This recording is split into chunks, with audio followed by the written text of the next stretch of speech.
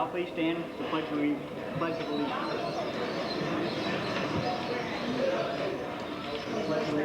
to the flag of the United States of America, and to the republic for which it stands, one nation, under God, indivisible, with liberty and justice for all.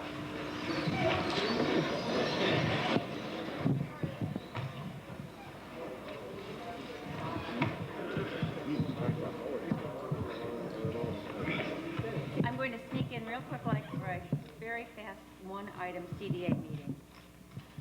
Call the roll call. First ward. Here. Second. Here. Third. Here. Fourth. Here. Fifth. Sixth. Here. Mayor.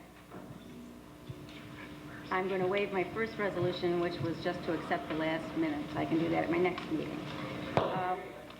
There was a loan committee meeting to approve a submission by Mama Gina's Restaurant for a business expansion. They have been operational in the Pyramid Mall since November of '89 and have recently purchased the old bike clinic building and are renovating the property. It looks to be a approximately $330,000 plus project. Fulton Savings Bank is participating, we're participating, and there's owner equity involved. Their plans include an expansion of their current menu, and they'll serve beer and wine. They plan an ice cream parlor setting with a game room and a party room. There'll be a fast food side, and it's going to be, they tell me, much like a Sbarro kind of an operation, if any of you have ever been in the big malls to see the Sbarro franchise. They are going to hire 16 full-time employees and 6 to 7 part-time. And Bonnie and Severino will be considered full-time employees. The resolution reads, whereas the CDA Loan Committee has reviewed a loan request submitted by Sal and Bonnie Marini for purchase of equipment associated with the acquisition and renovation of the former bike clinic property on 2nd Street to be known as Mama Gina's Restaurant. Now therefore be it resolved, a loan in the amount of $50,000 be hereby approved for purchase of equipment and startup costs as outlined in their loan application for a term of 7 years, interest at 7% for year 1, increasing to 8% for the remaining 6-year loan period. Collateral to include a UCC-1 filing on new equipment purchases, personal guarantees by principals, and second mortgage on personal residence. I'll move it. I'll second. All in favor? Aye. Aye. Opposed? That's it. Can I have a resolution to adjourn? I'll move it. Second. All in favor? Aye. Aye. Opposed? Thank you. Might I just give you very quickly, I have a request that doesn't really come to me. It's from the Wayne Pharmacy Company, and they are asking, it's something that should be considered by the council. They are asking to have the trees removed from the front of their store because they cover up the store facade and they're causing decay of the building. This is something that the city is responsible for downtown, and I feel that you ought to give it considerable consideration before you do anything about cutting trees down. Okay, we will. Paid political announcement. Thank you, Carl. Yeah. Nice to make you some beer at it. Thank you.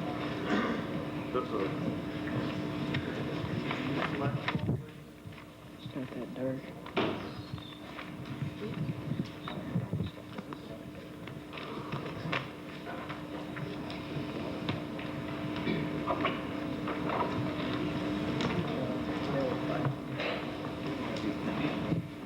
Call a roll. First ward, Here. second ward, Here. third ward, fourth ward, fifth ward, sixth ward. Here. Okay. First item. Whereas Helen M. Brainerd passed from this life on September 2nd, 1992 at A.L. Lee Memorial Hospital in Fulton, and whereas Helen M. Brainerd was a native of Fulton who retired in 1992 after serving as a clerk in the Fulton Water Department for over 15 years, and whereas she was former president of the Fulton chapter of the American Businesswomen's Association, and whereas she is survived by a brother, Robert C. Burley of Fulton, 2 nieces, a nephew, and several grandnieces and grandnephews. And whereas the mayor, members of the Common Council, and all of her friends, fellow workers, neighbors, and acquaintances will miss this kind and gentle woman who both personally and professionally touched so many lives. Now therefore be it resolved that the mayor and members of this common council share this great sense of loss with the family and friends of the late Helen M. Brainerd, and do with deepest regret take official notice of the loss of Helen M. Brainerd, and be it further resolved that this resolution of respect be spread upon the official records of this common council meeting of September 15th, 1992, and a copy of it be transmitted to the immediate family of the late Helen M. Brainerd. Have a motion? I'll move it. Have a second? Call the roll. Sixth Ward, Yes. First Ward, Yes. Second Ward, Yes. Third Ward, Fourth Ward, Yes. motion carried. Number 2? Whereas at a meeting of this common council held on September 1st, 1992, the city clerk was authorized and directed to advertise for a public hearing to be held on September 15th, 1992 at 7:30 p.m. DST in the common council chambers of the municipal building, Fulton, New York, relative to the proposed local law number 2 of 1992, which would amend chapter 78 of the Fulton City Code entitled Fire Prevention and Building Construction. Said hearing is now declared open. May I make a comment? We're going to listen to the public tonight, and then we'll vote on it at the next regular meeting. We discussed it in the back room, and we felt that that was the best way to go. With the input that we might get tonight, maybe there was something that we might have overlooked. So, you know, I guess anybody that wants to make a comment on it can do it now. Steve Lund is our building inspector. Do you want to say anything before we start, or? Well, yeah, briefly, what this amendment will do is replace what I consider a very weak building code with a code that has more enforcement and administrative capabilities. One of the problems we have right now in code enforcement is that it's easy to find problems, and it's not always easy to solve those problems. Hopefully that what this will do is help us to solve the major problems in this town. Does anybody have any questions? Yeah, Steve, could you elaborate and tell the public what kind of major problems we have? What kind of problems are you talking about that is going to adjust or address? Well, they vary widely from building problems all the way to housing problems. Some of the housing in this town is so substandard that it isn't the kind of housing that most people would want to live in. There's houses that are complete with structural deficiencies and cockroaches, plumbing that's deficient, and it's very hard to, these are the worst conditions, and some of them are really bad. And the problem that we have here is that the landlords that own these sometimes don't respond to the complaints. And with the way the law is written right now, we have a hard time forcing the worst of the landlords to comply. And I'd like to note that that's not a large majority of landlords.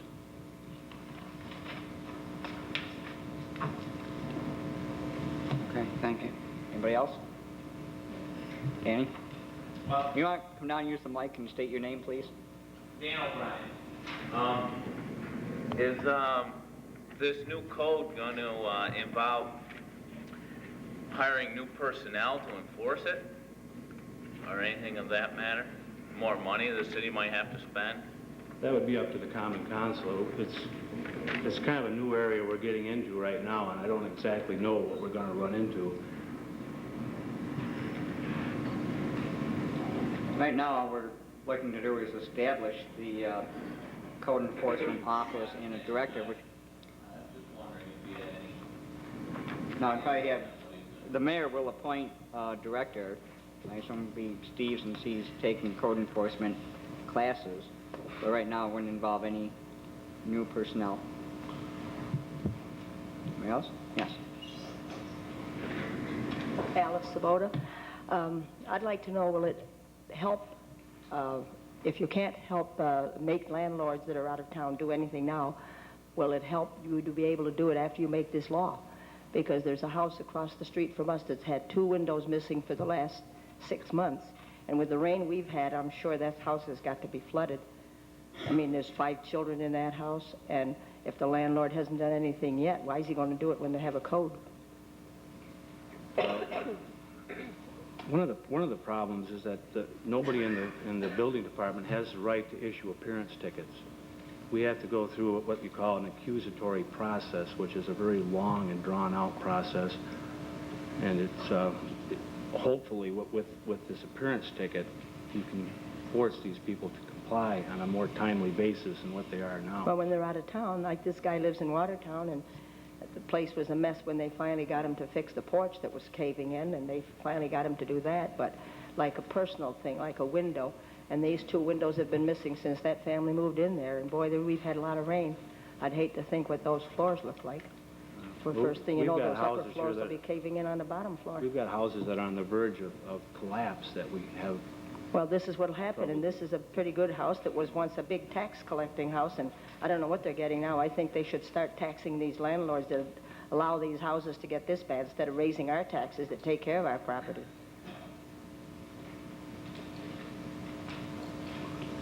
Yes, ma'am. Fran Foley, what type of enforcement authority is this going to give you other than you're talking about the appearance something? Are you going to be able to solve these things, or is it going to be something that's going to drag on in appearances or in courts? I mean, is it going to really give you full authority to do something quickly? I think it will. I mean, I'm pretty confident. How specific? What else is there going to be besides the... Well, it lays out one of the things that we're not doing right now is we're not complying with state mandates. There are state mandates to inspect multiple dwellings on a time that's consistent with local conditions. We don't do that right now. We're in violation of state law by not inspecting these buildings. If you inspect them on a periodic basis, you can catch these things before they get to the point where the building's ready to collapse. That's one of the major changes in this new code. Yes. It sounds like it's going to take a lot of people to carry out these inspections. And I should think you'd have to know how much it's going to cost the taxpayers before you make a decision like this. Got any idea how much it would cost? I don't at this point. One of the things we're considering is charging for these inspections. Most cities charge for these and they are mandated, I was afraid of that, though. Right. But it's not like we have an option. By not inspecting multiple dwellings, I think that's what you're talking about. The fire department already inspects commercial buildings. That's also required by law. They don't do that. They do that for fire safety, but they also do it because it's a requirement. It's also required by law to inspect multiple dwellings periodically. And I think if you charged some kind of a fee, $10 a year, $20 a year, that would amount to a quarter a week for a rental unit. I don't think it would be an exorbitant cost to the landlord. But it looks, according to the proposed code, it's like there's permits, certificates, inspections, I mean, an unending list of things you could be charged for. Yeah, it's not that. It's not what you would call a bureaucratic nightmare. That's kind of what you're saying. In Oswego, yeah, in Oswego, what they do is they just basically go in and inspect, and then they issue a rental permit based on that inspection. If they pass. What percentage of units in Oswego have actually been inspected, do you know? They're about 80% complete. They've got one person doing them. Joe? Well, if you stick one person, you won't get 80%, correct? How often are you going to inspect? Once every 2 years right now. Once every 2 years. Now, you go in with the landlord? People go in with the landlord? Right. And what constitutes multiple dwellings? Anything over a single family? Well, the way this code reads, it's all rental units, so it'd be single, 2 families, anything is rented. Now, is there something in the code now that says exactly what the charge is going to be for you to come in and inspect? No. When will that be stipulated upon? Who will decide how much you're going to charge? The council would have to decide that. That will be a different resolution, the charge. Is that the charge we were talking about earlier that you mentioned and I said I had seen? Originally, we had the charge included in this amendment, but we felt that this wasn't the place to put it. It should be in the fee schedule.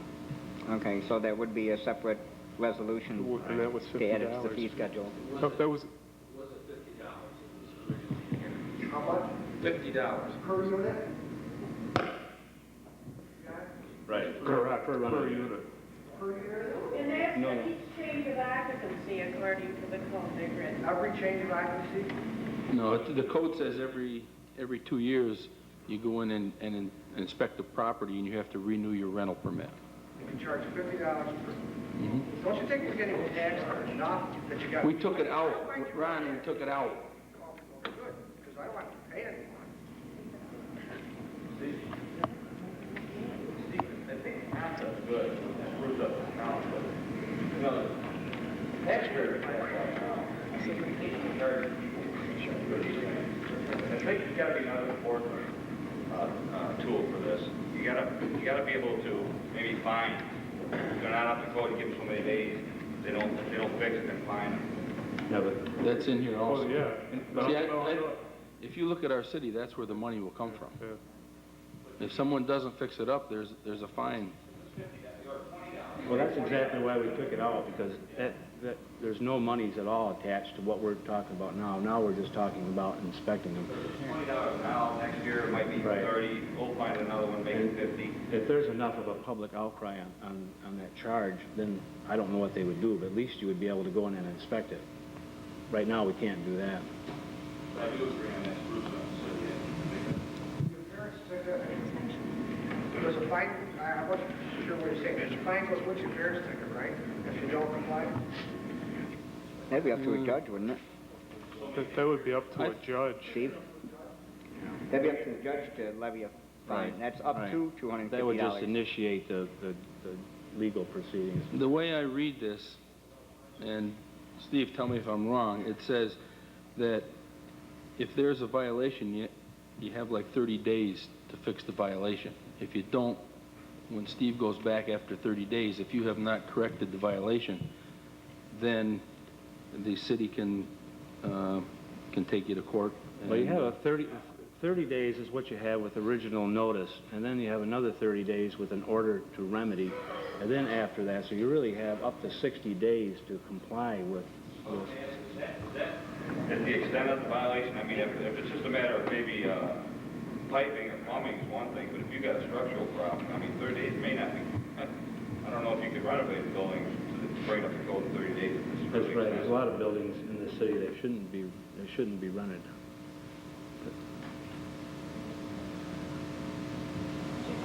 Maybe you could build extension. Yes, Don. Will you be just inspecting property that's been reported to you, or are you going to inspect all the houses, or just some that look like they need it, or what? How are you going to go about inspecting them? It's After all rental property. Dwelling.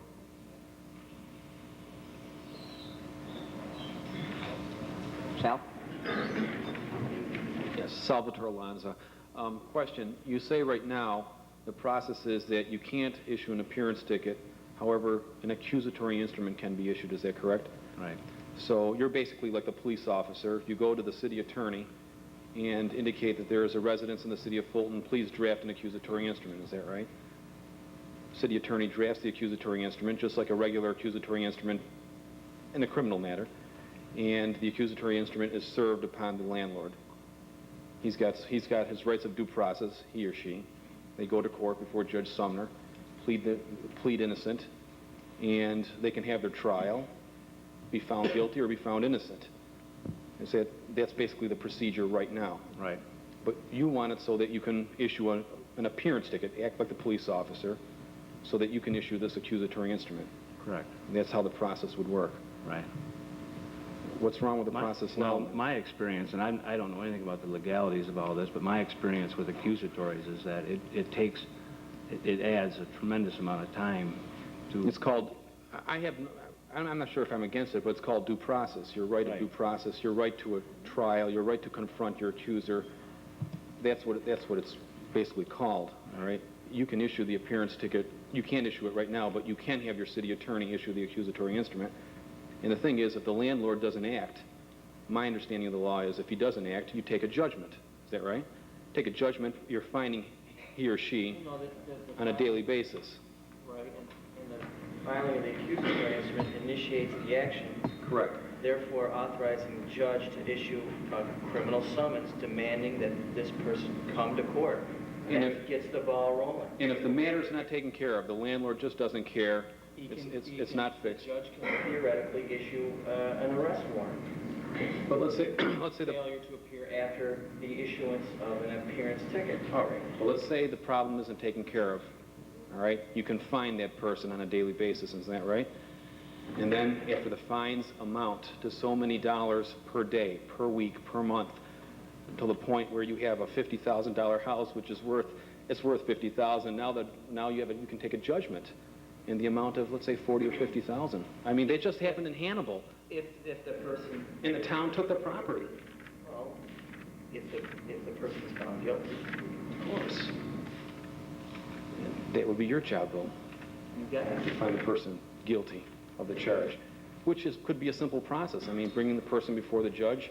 Steve would be probably the main witness, and he would testify. I'm just wondering whether or not the appearance ticket, this change is necessary when he can come to you, make the complaint, you draft the accusatory instrument, serve it on the landlord.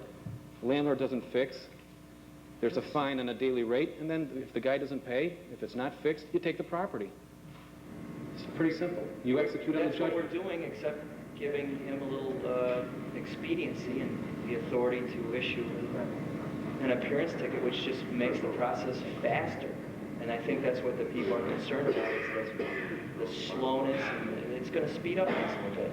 He can walk in and accuse someone, make an allegation, and at the same time issue an appearance ticket for them to be in court 3 days later, or a week later.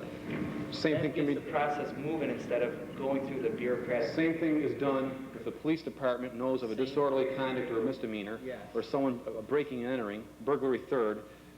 They're going to issue an accusatory instrument. They're going to arrest that person in 10 minutes. The accusatory instrument is signed sometimes by the police officers or a person having knowledge, and that person can be arrested immediately, not in 3 days. Well, we're not going to arrest people. We're going to issue appearance tickets. But an appearance ticket will direct a person to come here to this court. Summons to appear. True. But then that person can enter there. It's the same thing as an accusatory instrument. Absolutely. They can say, not guilty, Your Honor, I need time to go hire an attorney. They're not guilty until the city proves. And basically, if it's criminal in nature, quasi-criminal, whatever, quasi-criminal, you're still going to be entitled to the same days to, you're going to be entitled to adjournments, motions. I want the people to understand this. You're entitled to your adjournments, you're entitled to your motions to dismiss, you're entitled to motions for demands for discovery, Yes. demand for bill of particulars. Yes. You're entitled to maybe a jury trial. It could still take a year down. Jury trial. All right, non-jury, but you're still entitled to your non-jury trial, and it could be You how never many waive days your- before you get to trial? Well, you never waive your due process rights, and with a violation, I'm required to comply with the applicable. I'm not trying to be difficult, but don't say that by the issuance of the appearance ticket, it's going to be done real quick, and you're just going to slash due process rights. You're not going to do that. With the appearance ticket, it's going to be easier for the inspector to simply issue it. He's going to be the police officer. I think, Stephen, what he meant was that he'll be able to speed up the process, the governmental process of getting it in the courtroom. And Okay. naturally, if And that's there's the court purpose. delays, that's part of the process. Let's narrow it. The purpose is to speed up the governmental process, but you're not going to speed up the court process. It's just not going to happen. Not when you're having court 1 day a week on Thursday. It's not going to happen. We want to protect those people who are accused just as much as anybody else, and we're not going to. We want I agree. There's problems. I live in the city of Fulton. There's problems in this town. You know, there's a lot of the housing is dilapidated and causing young people, newlywed people that should be living here in the city of Fulton to move elsewhere. And that's bad for the city of Fulton when you have young people saying, well, maybe we ought to live in Liverpool or Clay or Cicero because that's where new housing is. And that takes away from, you're having professionals move out of town instead of staying here in old, dilapidated houses. I live in a 100-year-old home. and I had to make major renovations. There is a problem here. But I just want to say, I'm not sure if you're going to speed things along. You're just going to speed things administratively by making this. All right, thank you. Thanks, Al. Thank you. Ron? Kind of toughen up a little bit where the code enforcement officer deems it unhealthy for people to live there, he can revoke the so-called rental permit immediately until conditions are deemed livable again according to the code. They don't need an appearance. I think basically you can do that now, right, Steve? What's that now? Not allowed? Yeah, before they fix them up, you did that over time, didn't you? No, we have no right whatsoever to condemn, and even vacating a house is difficult because you have to provide some place for those people to go. In Syracuse, they do it once in a while, but they'll have units, motel units or a hotel set aside where they can take the people they're vacating to. You can't just take people out in the street. Well, right, because that was that place was empty.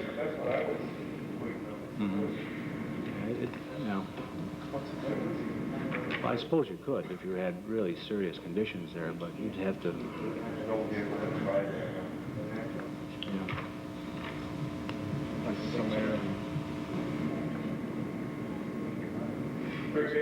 I have a problem with, it says in the code, if a tenant moves out, you gotta get a new permit. If I have somebody live there for a month and they move out, I gotta get another permit every time that happens. Well, that's what's recommended by the Title 19 of the state law that I've used for a guideline. It's not recommended, it's required, actually. But anytime there's, the 2 years is up, or anytime there's a change in tenancy, that's something that you could probably work with. The whole purpose of this isn't to harass landlords or to drag them off to court, but it's trying to gain some kind of reasonable compliance that we're just not gaining now. There's something wrong right now. We've got houses that exist out there that shouldn't, and I'm not sure exactly what the problem is, but one of the problems is definitely in the enforcement capabilities of the existing code and the fact that we're not complying with state mandates to inspect multiple dwellings and rental units. Is there anything going to be involve private citizens? I mean, I could have a rental unit and keep it up in tip-top shape, and the guy next door could live there and have it falling down. Is there anything written against him? I'm not sure I know what you mean. Well, it says all rental units. If I own a rental unit, my place is tip-top. The guy next door is in a rental unit. He lives there, and his house is falling down. Nothing can happen to him. Well, you can't have one code that's going to deal with every single situation you can possibly imagine. I'm not sure. Why don't you just put in private citizens right along with the rental units? Well, because the protection. Yeah, we do have an unsafe structure ordinance coming up for the buildings that need to be taken down, and there are code requirements for single-family dwellings that are owned by those people. They have to comply with certain laws just like everybody else. But it's very difficult to get into a private residency to inspect without the permission. It's probably one of the most protected pieces of property that there is a private property. Privately owned single-family homes do fall under a set of codes, housing codes, and they do, but you'd be hard-pressed to come up with any kind of a law that would ever allow you inside of a private residence. You'd be in a direct violation of Fourth Amendment rights. I'm not talking about going in and inspecting, but if somebody has a complaint about a house, mainly, is going to be the exterior of the house, garbage laying around, things like that. Right. Even single-family, privately owned homes are subject to a set of codes. Absolutely, yeah. Ann?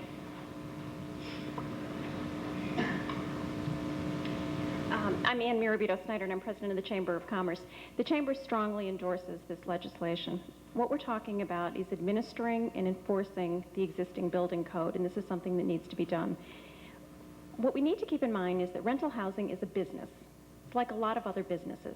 Every other business in this community is subject to enforcement. If you own a supermarket, if you own a drugstore, if you own a restaurant, your business is subject to being inspected by health inspectors, by fire inspector, by code inspectors. What we're talking about is providing the same administration and the same enforcement for rental housing as is true for every other business. And I think that's a key point that we need to keep in mind during the discussion. There's no reason that rental housing should be exempt from laws that apply to every other business. I think the other thing that's important is that as far as the cost issue goes, generally the Chamber strongly opposes all new taxes. In this case, we believe that the fees that are being discussed are reasonable and that they are a reasonable cost of doing business. And so we recommend and endorse the legislation even with the fees attached to it. Thank you.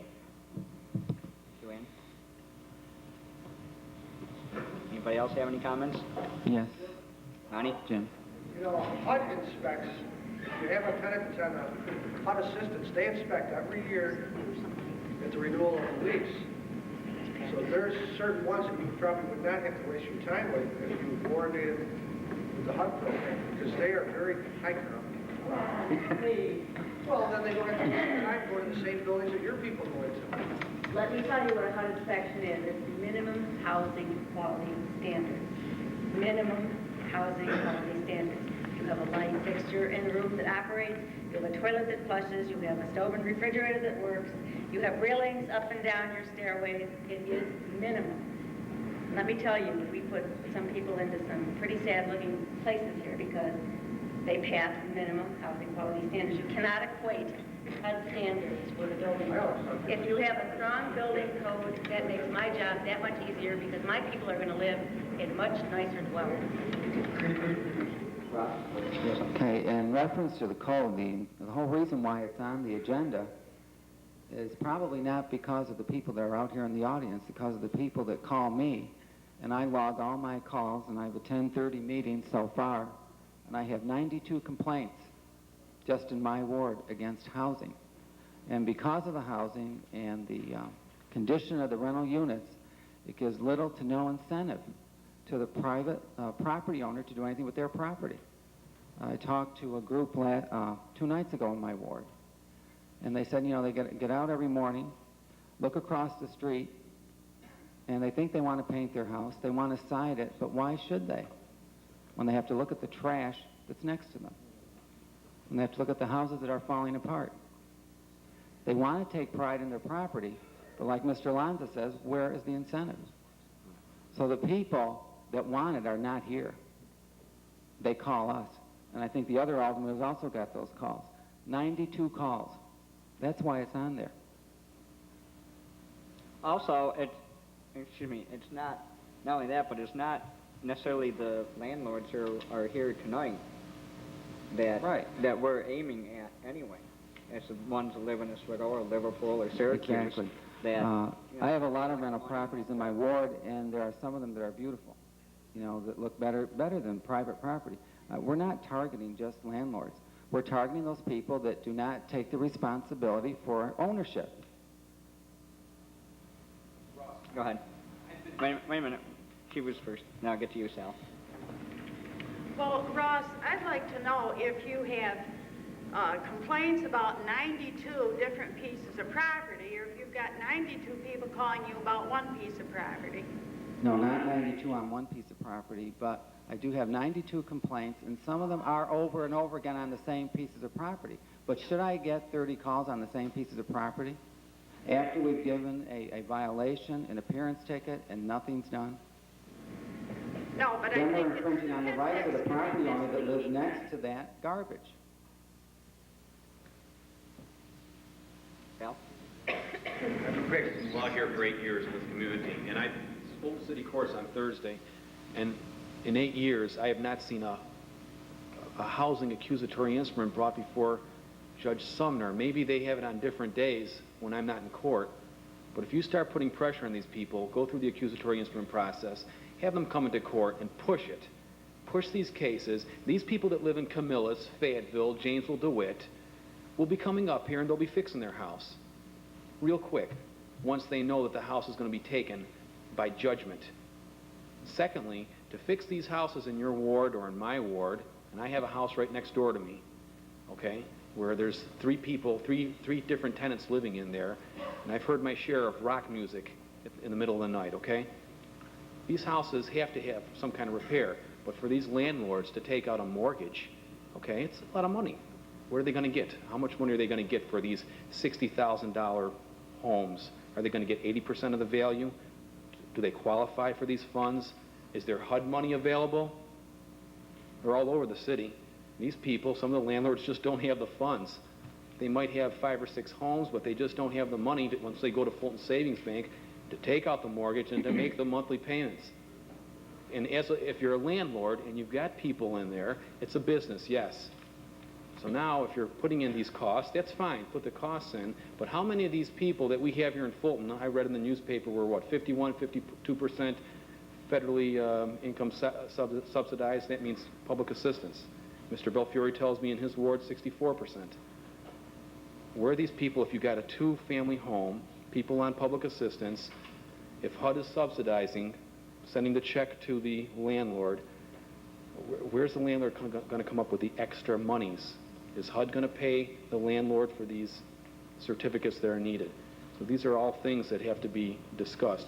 I'm all in favor of having better housing in Fulton, but let's start looking at the economics and let's start thinking the realities. Can the landlords get the money? Because the interest rates might be cheap, but I just purchased some rental property and fixed them up, and I know what I put into it. You go to Fulton Savings Bank, and Mike Pollock wants 20% down. It's not 5%. It's not this Dave Delgado thing on TV late night, buy the house for no money down. That's ridiculous. You go into a bank, they want 20% down. So if it's $60,000, you got to come into Mike Pollock and say, here's your 12 grand, Mike, in cash.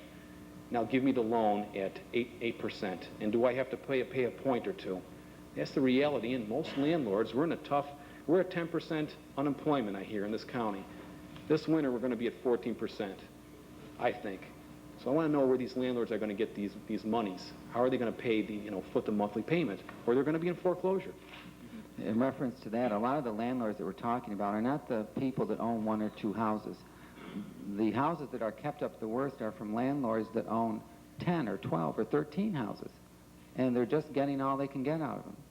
In reference to the accusatories, I've sent out a lot of violations in my ward. Steve can confirm it.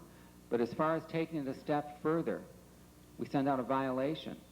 And from what Steve told me, I'm the only alderman that has given him an order to send out the accusatory to bring it further. And I think you're right. We have to apply pressure.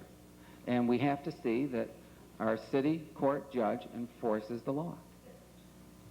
In addition to that, we're not trying to get people to spend $30,000 on a home. That's ridiculous. We're trying to get people to clean garbage off their porches and take garbage out of their living rooms that they've been stockpiling, and garbage around their houses, refrigerators, clean the cockroaches out, and get a toilet that works.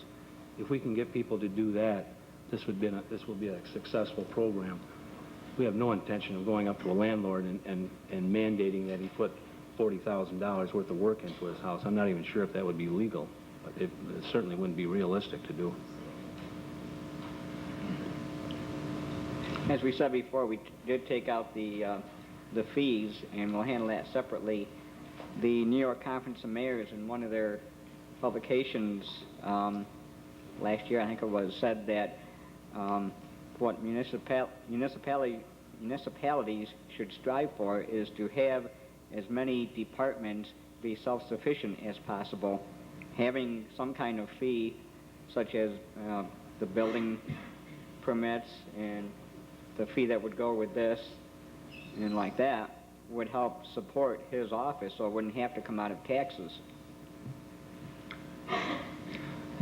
Jim, could I say something else? Okay, as a prime example, an accusatory or a violation that I sent out to a landlord that has a group of homes came up on my porch, came in my house, started arguing with me because he received a violation. And you know what he told me? The garbage in front of my house and the way it's kept isn't as bad as the one next to me. I told him we weren't having a contest to see who can have the worst looking house in the city of Fulton. So he didn't feel as if that he was justified to get the violation. That's the mentality you're dealing with. Anybody else? Go ahead. Jim, will there be another public hearing before you include the fees and everything? Oh, no. No, this... many people here have even read the proposed code. I don't Well, believe the you new know code what doesn't it include the covers. fee. This is the public hearing on just the code itself, the revised code. And as Alderman Lincoln said, looks like what we're going to do is just to table this for 2 weeks till the council or the ordinance committee can discuss with Spencer and with Steve some of the questions that have come up tonight. If we do pass it, it still would be without any fees attached to it. That would be a separate issue. What we can do is make sure that if we address that in the future, we have it on the agenda in time so when it's, the agenda is put out, there's a copy downstairs, everybody can see that it'll be on there, and then they can come and talk about it at that time. Would you have to have another public hearing on the fees, Spencer? No. Right. Yes. A public hearing on this? Yeah. Okay. Well, you know, one thing that I learned about this in talking to Steve Lund is that we have to have a vehicle like this to comply with the uniform code, or else the state can come in and mandate what we do. And the state can come in and inspect your properties and charge you a fee. So this is just a vehicle to get us in compliance with what the state mandates. And if we don't do it, then they can say, Fulton, you're not doing your job. We're going to come in here and send our inspectors in, and they'll inspect all your properties and charge you more than $50 if that's what it was. The state is known for mandating a lot of things that folks can't afford. Not just pertaining to rental drivers. We're broke.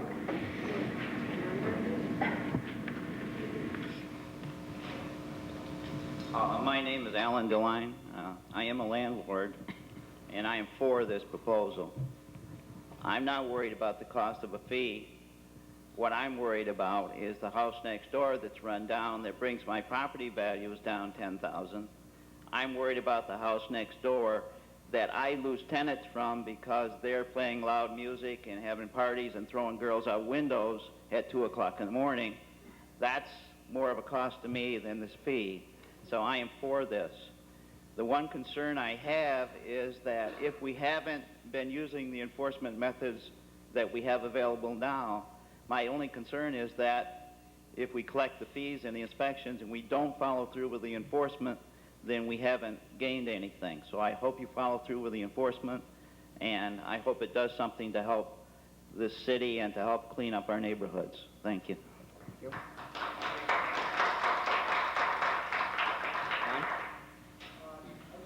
Points. One is that, still that one about the rental permits, where you said it's good for every 2 years, unless someone moves out, and every time someone moves out, you have to have another rental permit. Is there going to be a charge, if you do charge, is there going to be a charge for every time? Even like, what if you had 5 or 6 people that's happened move out within 2 years out of one unit? Is there going to be a charge for 5 or 6 permits? What was the idea behind that? Well, that's something you'd have to work out amongst yourselves. I would think that would be excessive myself. So it really would be our option, whether to do it for each tenant or just a straight 2 years, regardless of the number of tenants. It would be your option. My recommendation would be... You have to redo this, right? Well, Ron, this code says nothing about a charge. It says you have to get a rental permit. It doesn't say you have to pay for a rental permit. You have to get a rental permit every 2 years, or whenever anybody moves out, or there's some kind of improvement done on the unit. That's fine. Now, next year you decide to charge for the permits. This is already in here. Once it's passed, we got to pay for every permit. Not unless that's the way we adopt a resolution, is to say for each permit you have to pay. We could say that we'll only charge for a 2-year period, regardless of the number of tenants.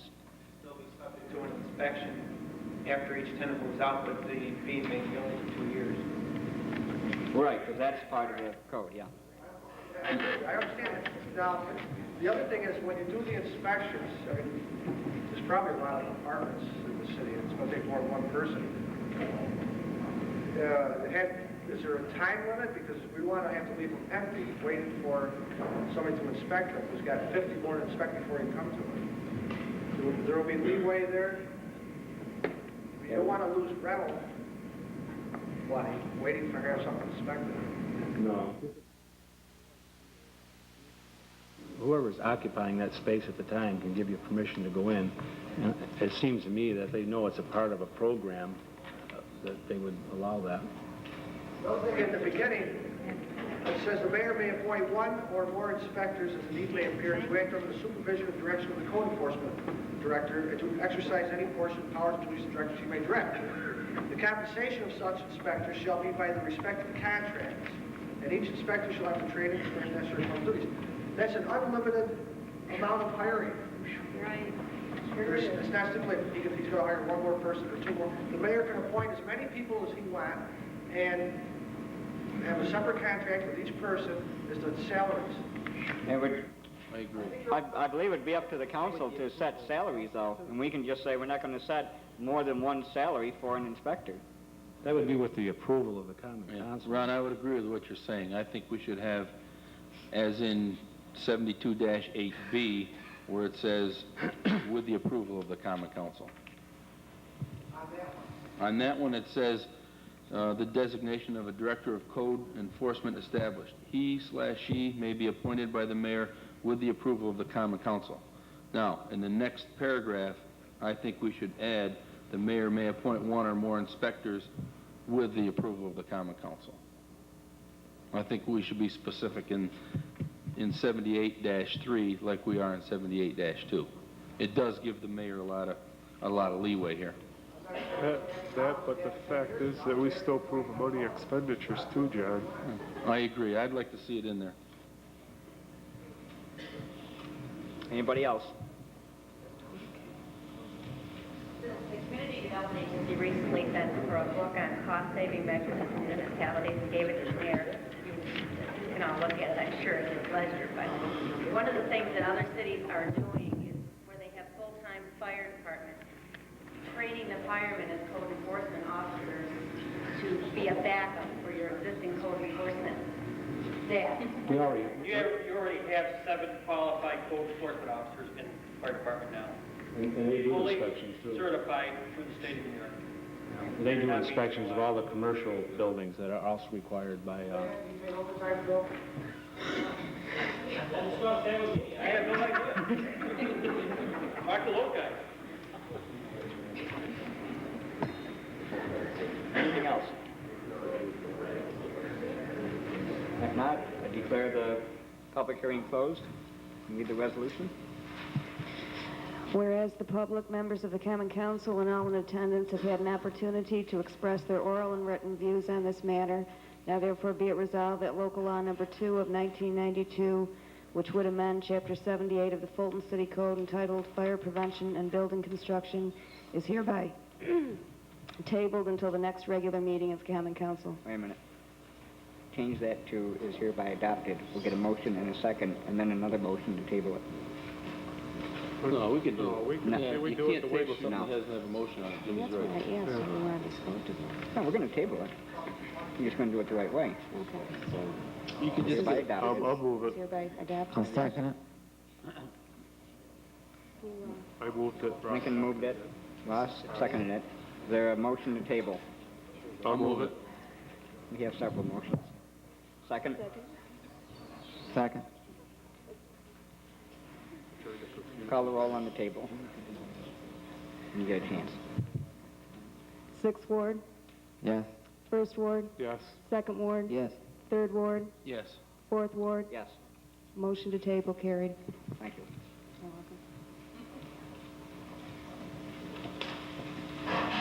Was there a date on that? No. Just hit next regular meeting.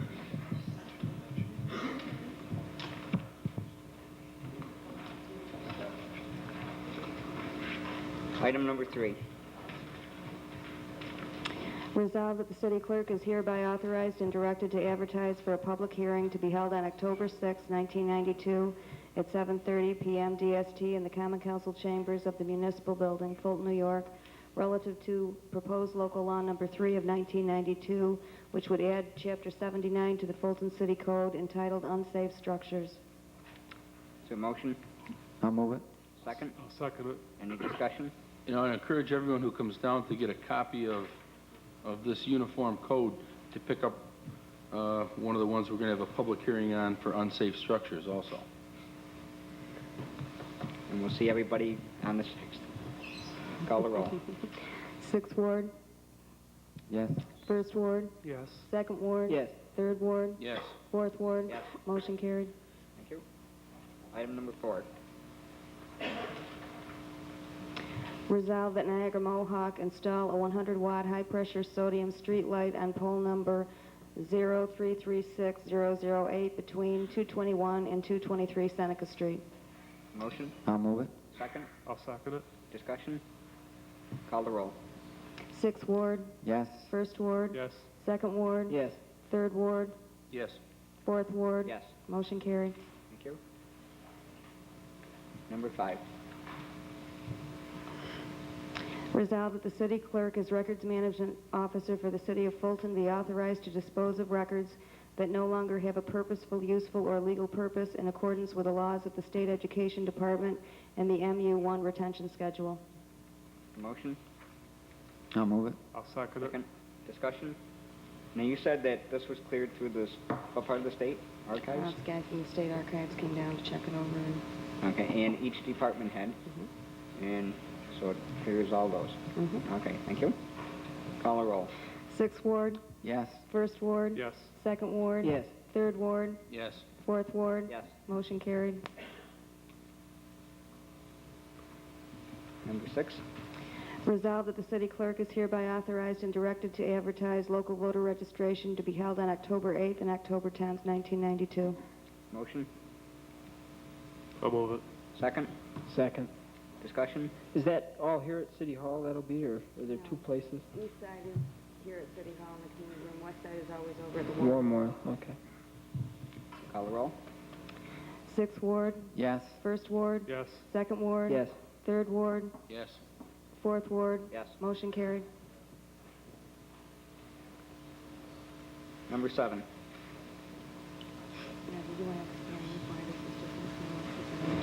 Yeah, according to the agenda, this name's Knapp Electric. We talked with the fire chief at the 7 o'clock pre-meeting, and he said that John Propiumi, who is the alarm superintendent, can do this work. He and one other person get paid overtime at a cost of not to exceed $120. The quote from Knapp Electric was $275. So we're going to go with John Propiumi. Or we'll see after. Resolved that overtime be authorized for firefighters John Pafumi and Frank Abbott to move fire signal wires at the corner of South 2nd Street and Rochester Street and at the corner of Cedar and West 2nd Street at a cost not to exceed $120. A motion? I'll move it. Second. Any discussion? Call the roll. 6th Ward, Yes. 1st Ward, Yes. 2nd Ward, Yes. 3rd Ward, Yes. 4th Ward. Yes. Motion carried. Number 8. Resolved that the mayor is hereby authorized to sign amendment number 1 to the Bristol Hill landfill agreement between the city of Fulton and Stearns & Wheeler at a cost not to exceed $6,800 to be a direct charge to the 1987-2 capital account. And this is money that will be refunded or reimbursed to the city by the county. It's up there. Right. Motion? I'll move it. I'll second it. Any discussion? Call the roll. 6th Ward, Yes. 1st Ward, Yes. 2nd Ward, Yes. 3rd Ward, Yes. 4th Ward. Yes. Motion carried. Number 9. Resolved that the police department conduct a traffic study for the feasibility of a no parking on the east side of North 5th Street. I'll move it. Second? Second. Discussion? Call the roll. 6th Ward, Yes. 1st Ward, Yes. 2nd Ward. Yes. 3rd Ward. Yes. 4th Ward. Yes. Motion carried.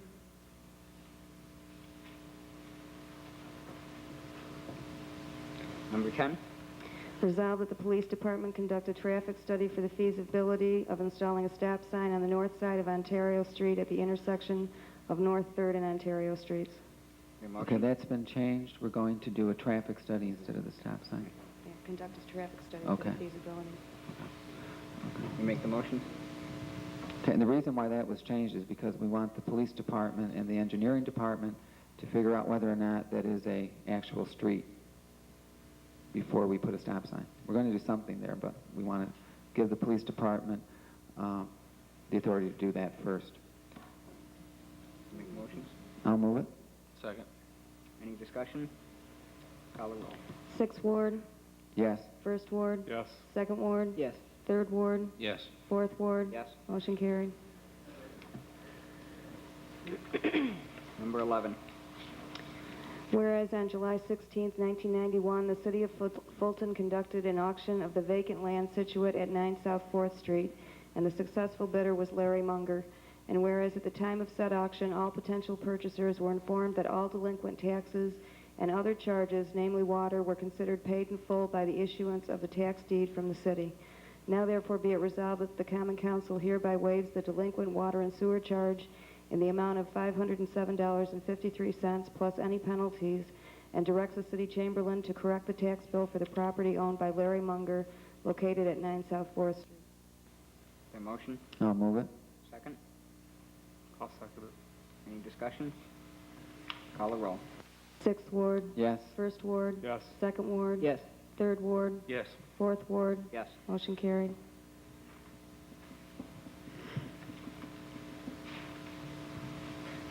Under discussion, item number 1, overtime for the Recreation Department, the Cracker Barrel Fair. Barry?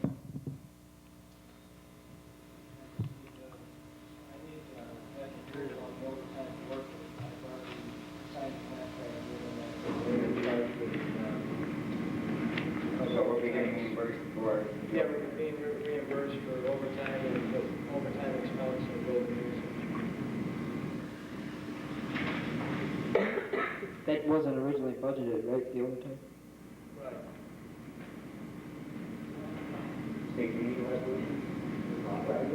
I just need approval, that's all. See, the mayor But the mayor has told that they can't use any overtime without approval. Without authorization. Have authorization by the mayor, not the common council. We just did it with the fire department. by resolution. Yeah. That's what I'm asking. Yeah. We want to do a resolution authorizing overtime for the Cracker Barrel Fair. Okay, the funds are coming from the Cracker Barrel Fair anyway. It's not anything that's going to cost the city any money. Right. So there really shouldn't be a problem with it. I just think Barry doesn't want to get crucified for... Yeah, I You mean, know. he's been in the hot seat enough this year. He's just trying to cover himself, that's all. Yeah. Of course, you and I have been too, so. I think everybody has.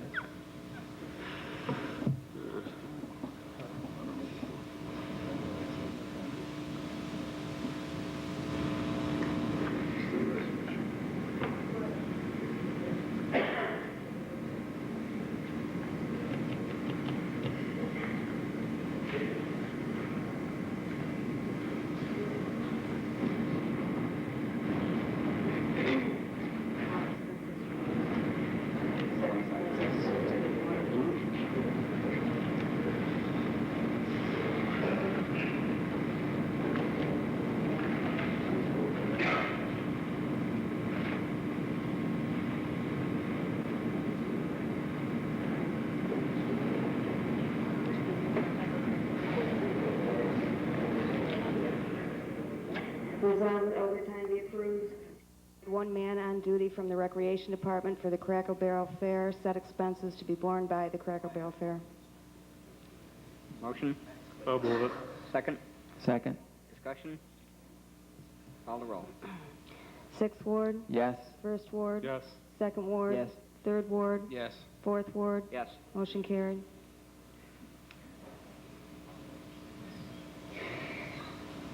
Item number 2 is the Fulton Housing Authority established maintenance position.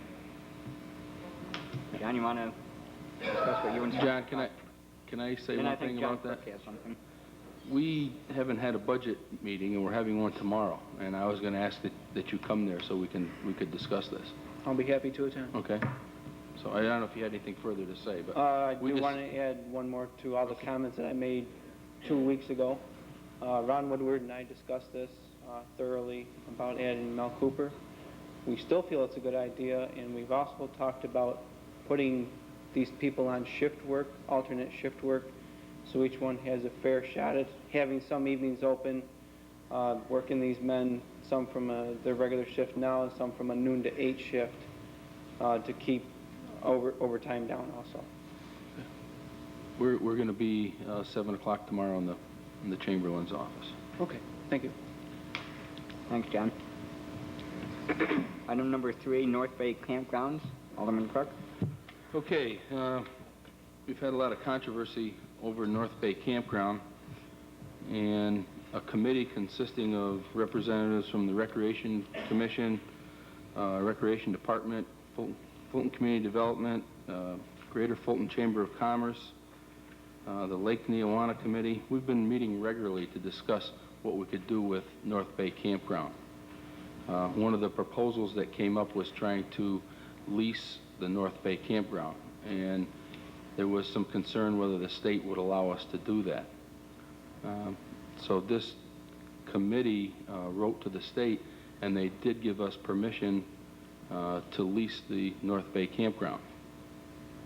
One of the things in order to do that, that the state would mandate of us is that we keep it as a recreational area.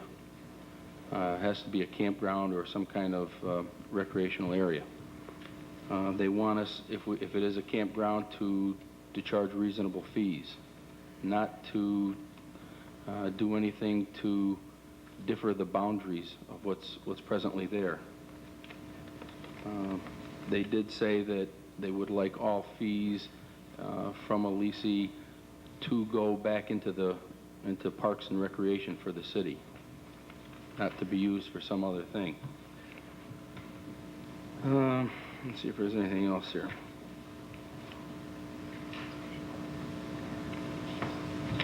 That is pretty much it. The recommendation coming from this committee is that we do try to lease North Bay Campground.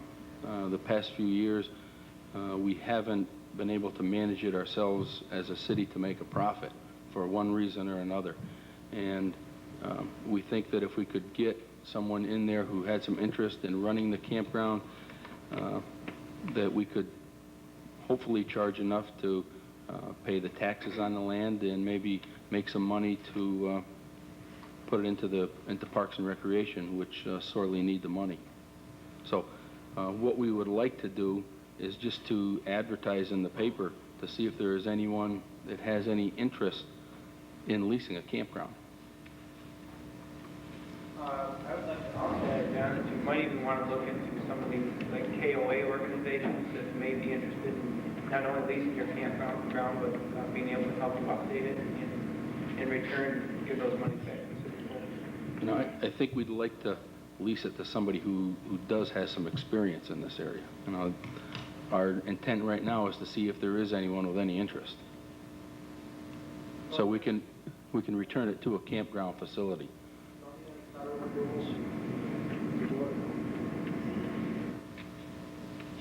Not that I'm aware of. It was only the state that. Look into it, John, because one time we were going to sell North Bay, and we had to get the approval of the federal government because that North Bay was developed with all federal funded money. I don't know about Great Bear, but I know North Bay was. Because back in '85 we had a buyer for North Bay, quite a lot of money, and we were discussing selling it. Because the same reason why you want to lease it now, because we couldn't afford to keep it. It was costing too much money. And I think 5 of the 6 aldermen, wanted to sell. And that just got tabled. Now this is where you are today. But I would check with the federal government before you do anything in North Bay. Okay. Because we were under the impression it was only state funds. I wish Carol was here. Yes. Is there any set amount that they would be leasing it for? I mean, how does the lease deal with the city? I mean, do you lease it for like $10,000 and the leasee is able to make $50,000? And how's that going to work? There's a couple different ways to do this. according to the state, we could either lease it or have a management company run it for us. If you have a management company run it for you, you are responsible for all the improvements that you make to the campground. If you lease it, the leasee is responsible for making all the improvements.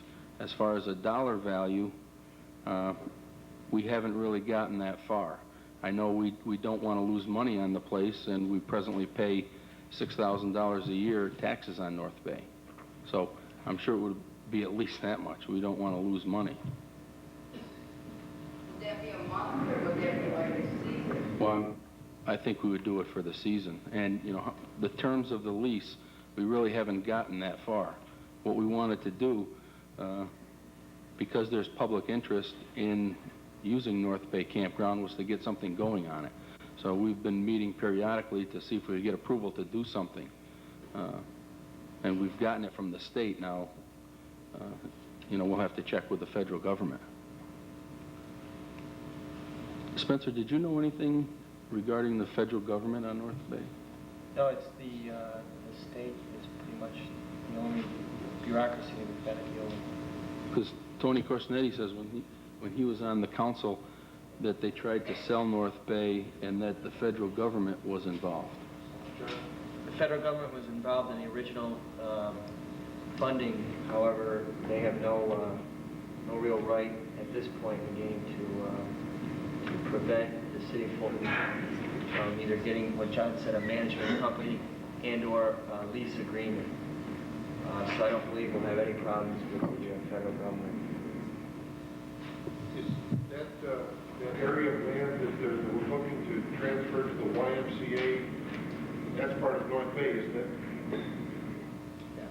No. Over on Route 3, right adjacent. I don't believe it is.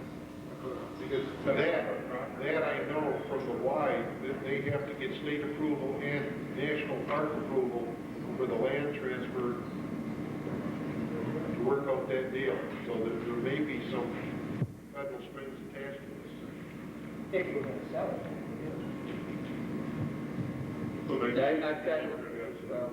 The property was.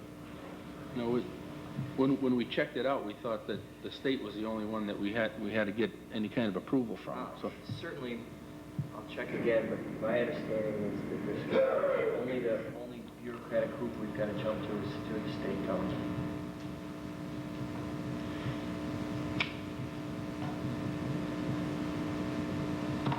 Any other questions? You know, if you do lease it, I would think the city of Fulton, maybe you could even widen it to the city school district. You know, a lot of people in the city that live within the city school district use those fishing facilities over there. And you might want to stipulate something in that lease where they can still go and launch their boat free of charge. Because somebody can clear a lease, they might charge a person $2 to launch his boat every time.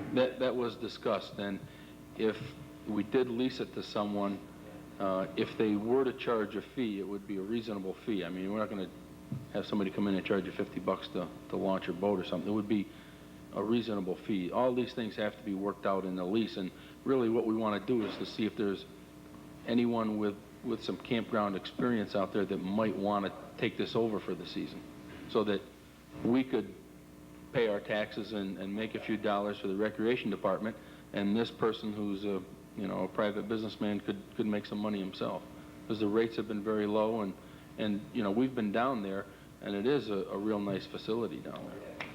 You know, there's approximately 50 sites down there, and it's in a good location, right in the Bay Area there. It's something that should be used and not be closed.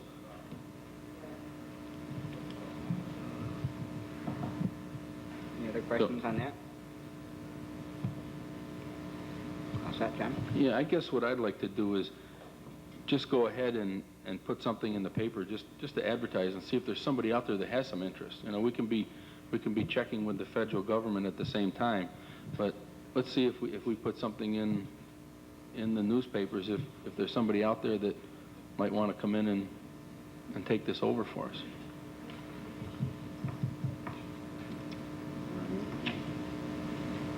Resolved that the city clerk is hereby authorized and directed to advertise for any parties interested in leasing North Bay campgrounds.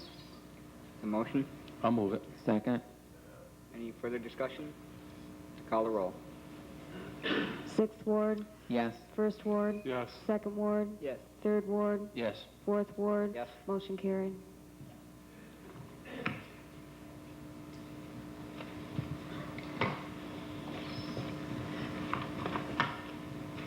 Okay, next item is public referendum. This has to do with the Fire and Police Commission, which we discussed in February and March and on. The police chief and I went to the understanding that we had to do this within 60 days of an election. Is that true? Right. The municipal rule law requires that if a local law requires mandatory referendum, which this does, you've got to adopt it 60 days before a general election. So do that tonight. It's 40 some odd days before a general election. That's what I'm asking. We were under the assumption it was within 60 days. That's why we didn't do it last February or March or like that. No. Always adopt What did I tell you, John? and then no more than 60 days passed. It's 60 days. On the no 60 days? Or within 60 days? You've got to adopt the local law 60 days before general election. No less than 60 days before the general election. So it would have had to been before September, about September 8th. Well, whatever 60 days is from the general election. Okay, that's what I'm saying, is that back then, we were under the assumption it was within 60 days. That's why we didn't take any action back then. So we'll wait till September to do it, and then it would fall within the 60 days. Because if we had done it back then, we would have had to have a special election. Have a special election, You're right, have a special election. because if it was held up past 60 days, right? That's what I'm saying. We wanted to avoid the special election because of the cost. The mayor and the majority of the council said, well, let's wait and do it in the November election. No matter if it's 60 days or not. I would put it in the general election now. The municipal rule law requires the law to be adopted no less than 60 days before the general election. How come they let it go then? How come you let it go so far? Why weren't they told it? They were told, they were advised of this. I advised. This was discussed. Should have overrode the veto. That's what we should have done. Yeah, that's the problem. If we would have overridden the veto, we wouldn't be in this mess today.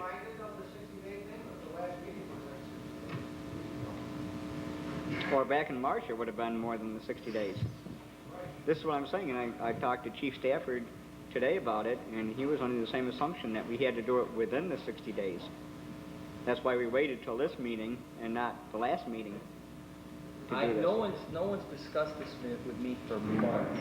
At the time, over and over and over, I explained the law, and so I've explained it 60 days before. You need to pass it prior to the adoption, before the general election, or unless you have a special election. Now, you have a special election. But as far as the November election, I think where some of the confusion's coming up is someone saying back at the time when they were talking about the referendum, that the referendum has to be held within 60 days of the date that the council passes. That's the local law. That's the way it was stated to us. That's the way it was stated. That's how everybody understood it. Not by me. No, okay. Well, that's not the way I understood it.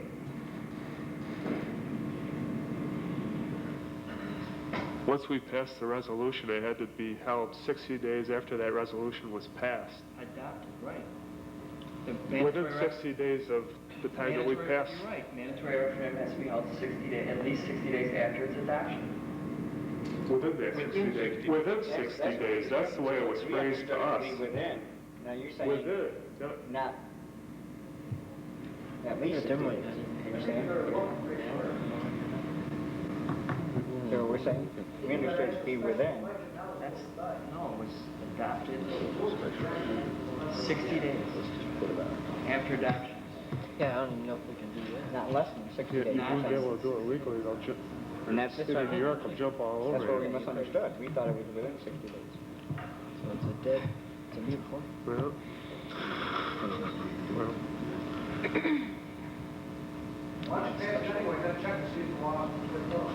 Good idea. We've done that well, before. that's a good idea. Maybe we haven't always done everything. You know, Well, if we can't, it doesn't fly. And George can veto it. I know. You have that? You walk along? I'll move it.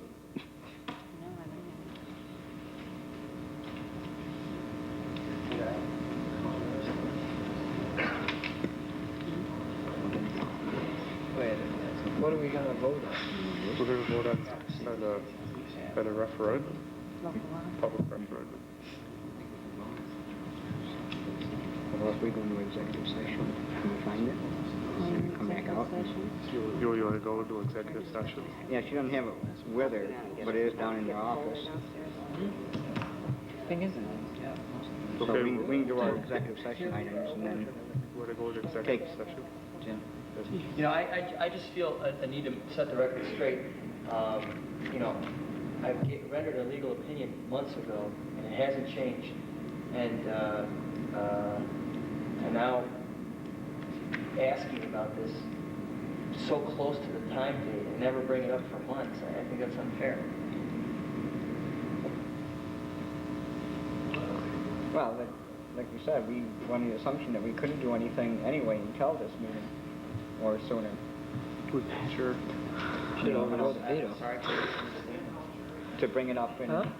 July or August would be Yeah. useless from our standpoint. No, we'd always because do we thought it we under wouldn't the do it law. anyway, until we were within the 68 days. We'll start the whole process all over again. Yeah, I understand. But I think that, you know, we ought to That's do why something I with didn't this. before, It's that's not why I waited. the right way to do We all things. waited somehow. I didn't understand 60 days before. I didn't even know what this was about. I knew what it was about, but I didn't know what we were going to do with it. If we can't do it, it doesn't make sense to vote on it. I mean, if we're out of the realm of the law, we're going to have to do a special election, which we should do. I mean, there's no point in voting on something that we can't legally do. Well, you say that, Ross, but then we had a hiring freeze on, and then we had it lifted by the judge, and then we, after having it lifted by the judge, we put a hiring freeze on again. Yeah, but do you want to keep going on and making the same mistakes? I'd hate to teach my students that way, to keep doing the same thing over the wrong way. If we need to have a special election, I guess if we really want to do it, we'll pay for it. Well, But there's no point in voting on something that we can't But do. at that time, I can recall you saying that we do not need to spend the money for a special election. I remember you sitting right there and saying that. What's that got to do with now, though? Well, no, but That's you're- already you're just- passed. yeah, but you're just That's saying already that passed, we'll do and it. it's going to be useless for us to bring up what happened in January, February, and March. Let's move forward. We can't do anything about what happened. Let's try to make it better.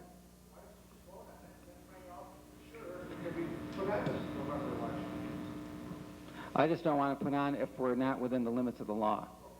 Then we can rescind, Okay. we can rescind the resolution. Okay. I guess. I mean, is it legally okay to do?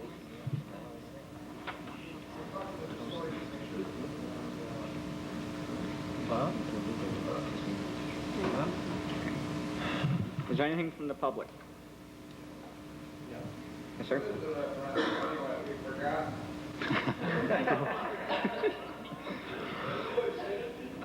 Go ahead.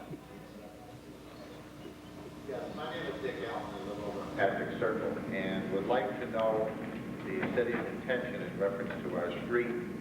It's been sort of tore up for about 6 weeks now, whether they are going to repave it, fix it, etc., before winter sets in.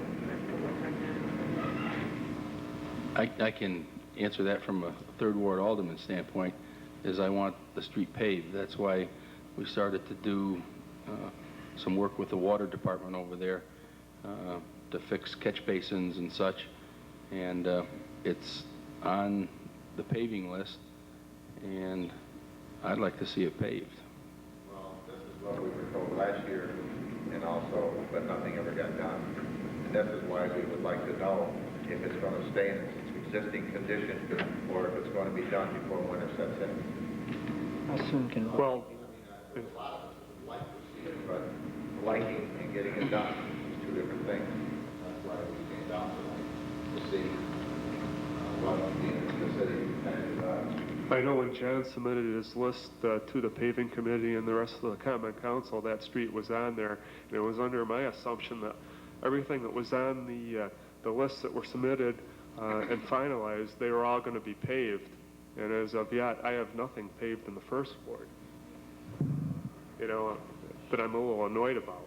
Okay, well, I have nothing paved in my ward either that I know of right now. When the paving list was made out, everything that was put on there was not promised to be paved. We said we were going to spend $35,000 in each ward because that's the amount of money we had to spend. And when the money ran out, we would move to another ward to give each ward an equal share. We weren't going to put $60,000 in the third ward and leave another ward without nothing. We've talked about this.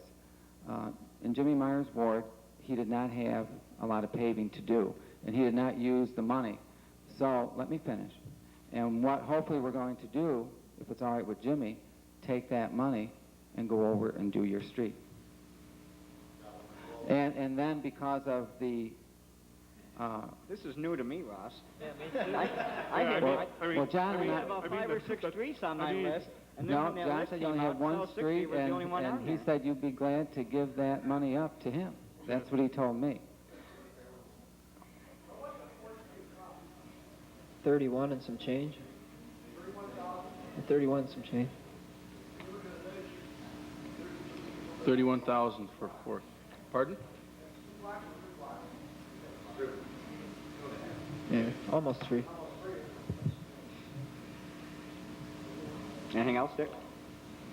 I still didn't have my question answered. I want to know what the city's intentions are. I think it was on the original list. I think that, you know, they've been preparing to work over there. We probably ought to go there next. But Yeah, because what we did was, you know, it was my understanding that we came up with a list that was $200,000 for paving, and that's what we have budgeted with chips, and what we budget is $200,000. So, you know, it was my intention that everything on there would be paved, and that's why... if that was a final list? Yeah, we coordinated with the water department to come over there. So... Doesn't anyone here know what's going to be done, what's not going to be done? I mean, it's like we're talking about a magic person. It seems to me there should be someone here, seeing as you people represent the city of Fulton, there's no one else other than the mayor who's not here, that has to know what's going on. I would at least, in my mind. Okay, Bucky, what's going on with paving? You have the list, you have the men, and you're doing the paving. Maybe you can fill us in. I have the list. I had it on there as going to be the second job to do. Then I was told by you to spend $35,000 per ward. And that's when I got a hold of John Crook and he's asking what they want to do over there. And that's where we're sitting right now. We're ready to go. Somebody gives me the okay to go there next.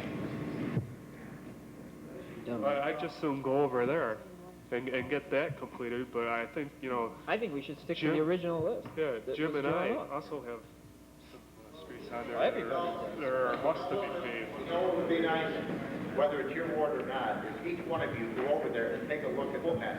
No, I'm fully aware of that problem. I looked at, in fact, we drove around one day and looked at all the streets in the particular wards that were in need of being paved. I think we're missing, maybe you haven't driven by in 6 weeks. See, the city started the job. It's not the same street as we were complaining about a year and a half ago. Now we got barricades halfway up the road, rocks and dirt, not in any way graded into a safe situation. That's what you got. And I'm about, the next thing we do is, I think you got a problem, is what I'm saying. If I back my car out into a barricade, it's been there 6 weeks, I think I'd go to an attorney and ask, is this a reasonable amount of time to leave a barricade out in front of my house, halfway out in the middle of the street with no lights on it, no signs on it, no nothing on it, piles of gravel, 8, 10 inches above the grade of the street. Well, they're finally gone. Well, fine, but I think you're missing something that's missing. The job hasn't started. So it's not the same problem we had a year and a half ago when we were promised that it was going to be done. It's not the same problem we're here asking you to do something about now. Now you have created a problem. It wasn't there. But the paving wasn't started. It was because of Roger had to go over and do some work over there, right? That's why it got to be more of a mess. This coordination here of departments has created a problem for you folks, the way I see it. John, is this the work that... I think what happened was Dave Halstead and Ross Balfouri pulled the paving crews out of the 3rd Ward and sent them over to the 5th. I don't think that happened. I never gave Bucky any order to go in any ward in any specific order. But somebody's given Buck direction. Bucky, did I tell you where to start or where to go? Okay, John. We did West 4th Street, and we had a week. We had to wait because we had to go on recyclables first part of the month. We did not want to open another street up and leave it open for 2 weeks, knowing we couldn't get back there for 2 weeks. So Mr. Halstead had 3 streets on there. He wanted top coat only. So we put the top coat on during that 1 week. That's the reason we went there, to pay that. Then the following week we had to run recyclables. So nobody ordered it. Those 3 streets weren't in They were put on in the back room after your meeting. You were at the meeting. After this meeting, one night, and he said to add them to them.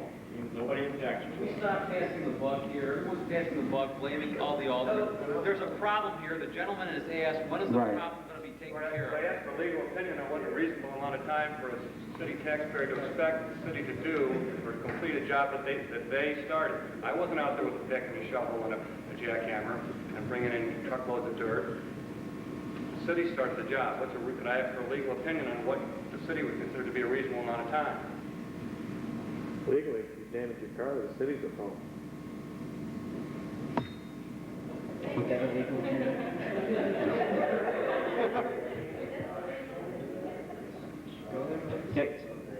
Just a minute, John. The work that was started on Patrick Circle by, what, the water crew?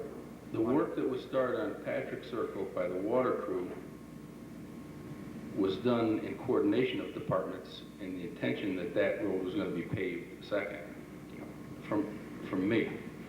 Was that I tried to coordinate the water department because you have a lot of water problems over there.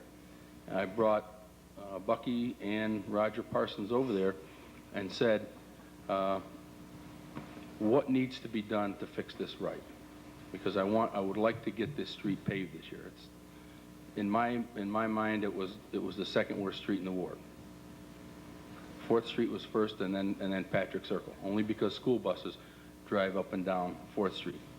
So I try to coordinate getting the work done in advance so that we didn't pave it and then have the water department come there after and dig it up.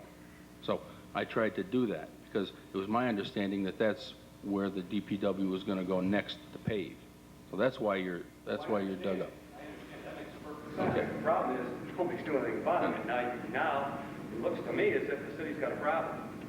I think we have to proceed with paving that street. Is the work that the water department did part of the I&I project? No. Okay. Is there anything you can do to help us pave, money-wise? Not really, okay. You know.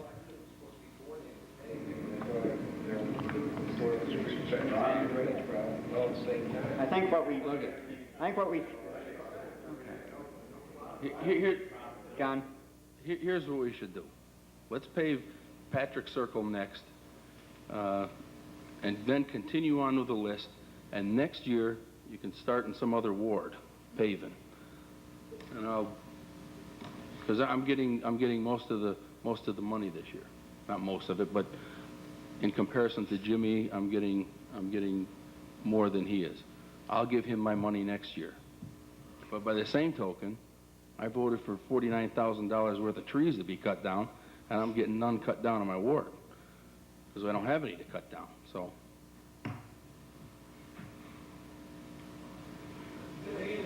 Sounds good to me. I'm Dennis Casey in 37 Patrick Circle and live in the neighborhood with Dick and Paul. I want to urge that the road be paved. Before it be paved, I'd like to make sure that there's a storm drain put on our side of the road to be sure that the drainage is as good as possible before the road is paved. And also to urge you that in fact that not only the paving be done, but that the water problems in the back be resolved. And John, you're right, we did bring people over and we did walk that area. It was obviously a wet summer, but I can tell you the water is just literally at surface level. And something has to be done. Several people have talked about maintaining property values and keeping property up in the city. What worse way to do it is to have homeowners who want to try and keep it up and don't work with them and don't try and help them. John talked about money for his trees. He's not going to have any to cut down in my place because they're all rotting. And I say that literally. I just pull them out of the front yard. I'm losing them in the backyard because they're literally drowning. And if we want to keep the city up, we've got to find ways to resolve these kinds of problems. So I just want to urge it and tell you that the problem really is urgent. We do need the storm sewers and we need the paving done. We need it done this year before the road deteriorates more and the plows just plow it up. We have more safety problems and more water problems. We do, Thank you. How are you going to do that? I agree with John in that if we've already started the work over there, we should continue it at least. Not leave it all winter long. About the what? The curbs at the same time? The curbs are all the same. That's a 50-50, isn't it? Yeah. The property owner at this time has to pay 50% of the cost for curbs. Well, have them. What I was going to do,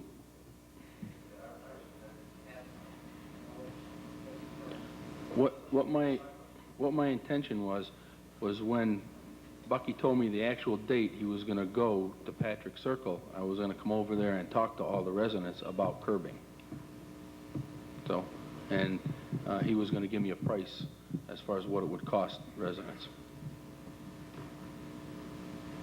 They can be put in afterwards without affecting the street. Well, we look at some of the curbing today, some of the curbing they put in has got aprons on it, some doesn't. So it's going to be a... Where's the gutter curb? The actual gutter type. Gutter type would not worry about cutoff. I would just like to reiterate again the urgency, just for safety's sake. I would much prefer, I wouldn't be here tonight if you hadn't started digging up the road. I can live with it.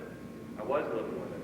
I mean, you put me off, you put me off. I read the paper every day about the problems we have here. I keep paying my taxes. I've been living with it. But now you've got a serious, and I want to make sure you understand, safety problem there. I've got 3 children under 10 in an area that I don't want them to be.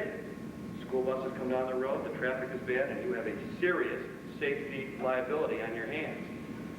There's an attorney 4 rows ahead of me right here that I think would be having to take the case. I'm just urging you, please, don't brush this aside and look for money. You've got a serious safety problem on the city's hands right now. Fill the holes.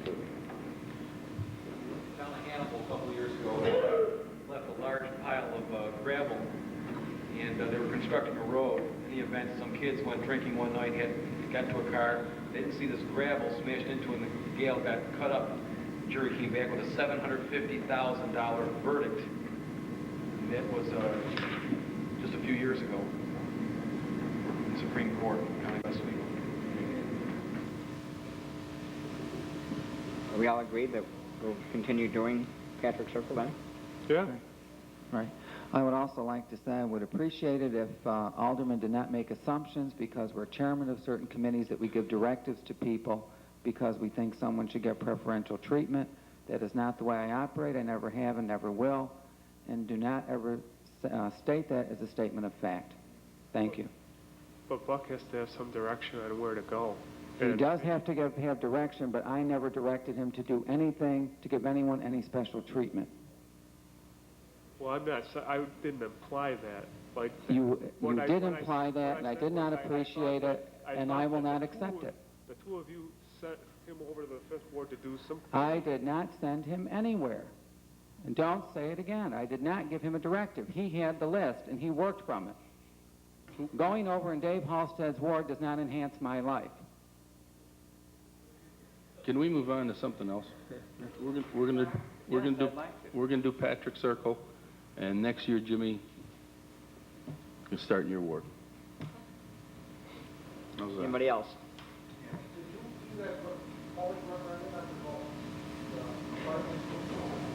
That's it. The public referendum?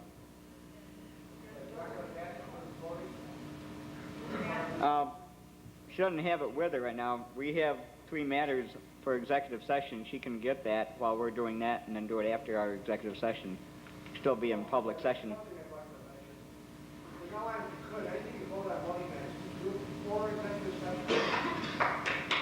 Well, we do try to.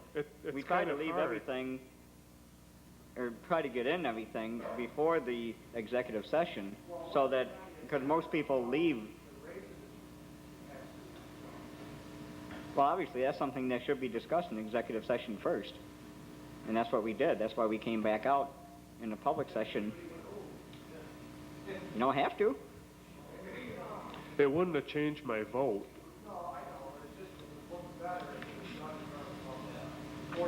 Well, you have every, opportunity to stay and wait until we come out of executive session. I mean, this is a public meeting, Ron.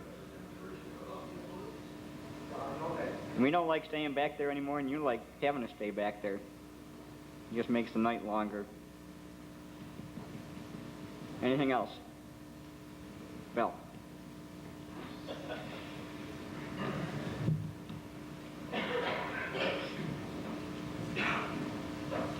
Okay, since everybody else is blasting me, I guess it's my turn. In case you people don't know, I'm Bill Brown. I'm president of the CSEA for the City of Fulton. A few statements were made, information that was brought back to me within the past couple of weeks pertaining to aldermen with the harassment of city employees. I had a meeting with my people a couple weeks ago. In fact, it turned into a full-fledged argument. And I instructed my people in no way, shape, or form were they to interfere in other departments' decisions, department head decisions, alderman decisions. Yet you people insist, I'm not saying all of you, it's a select few, insist on harassing my people during city hours. I want it stopped. It won't happen again. I'm not going to mention who the aldermen are. You know who you are. Number 2, it's also been brought to my attention that a few select aldermen are going to the rank and file of the CSEA, and it's gotten back to the police department's union because a few of the police officers have informed me. Also, a few of the firefighters have informed me that during our last negotiation session of June 15th, CSEA walked out of negotiations. We didn't walk out of negotiations, and you people know that. The aldermen that were in session with CSEA know that we didn't walk out of session.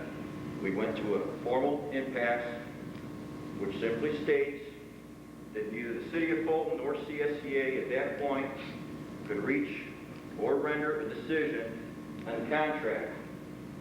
Yet you people are telling city employees, CSEA walked out of the contract talks.